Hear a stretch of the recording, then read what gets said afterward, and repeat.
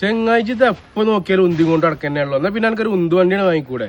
ഇതിമ്മ കേറി പോണ ഞാൻ കണ്ടിട്ടില്ല. കയറി ഇരുന്ന് പോകാൻ പൂതില്ലായിട്ടല്ല, 1/2 കിലോമീറ്റർ ഓടിക്കഴിഞ്ഞാൽ ഇഞ്ചൻ ചൂടായി കഴിഞ്ഞാൽ അങ്ങനെയാണ് നിൽക്കുകയാണ്. പിന്നെ കുറച്ചു നേരം നിർത്തിയിട്ട് ഇഞ്ചൻ തണുത്താ പിന്നെയും പോകും ഒരരയും കൂടി. വർക്ക് ഷാപ്പേരോട് വെച്ചു പോലീസ് ഇത് ഒഴിവാക്കിക്കളാന്ന് പറഞ്ഞു. പോളി മാർക്കറ്റിൽ പോയി ചോദിച്ചപ്പോൾ 3000 റുപ്യ തരാന്നാ പറയണത്.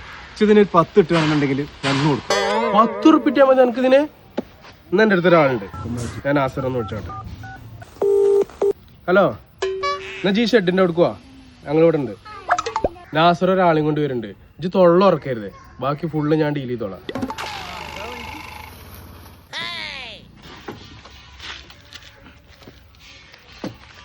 എന്താ ഇതിന് പറയണു? നിക്കി, ഞാൻ ആദ്യം ഇതൊന്ന് നോക്കി നോക്കട്ടെ. പിന്നെ ഓനൊരു 13 പറയണേ.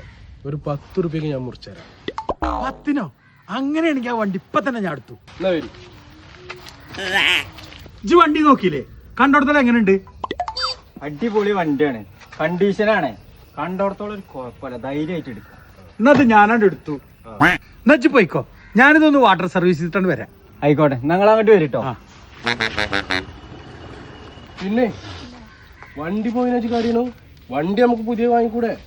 വണ്ടി പോയിനോ?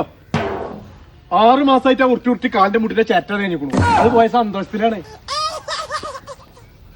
സമാധാനായി. അപ്പൊ ചെലവെപ്പളാ? അനക്ക് ചെലവ് എപ്പ തന്നെ തരും. അനക്ക് എന്താ വേണ്ട തിന്ന. പടച്ചോനെ, ഇഞ്ചൻ നടത്താലേ നമുക്ക് ഇതിലെ പോകാൻ പറ്റുള്ളൂ. ഇജ്ജ് പോണ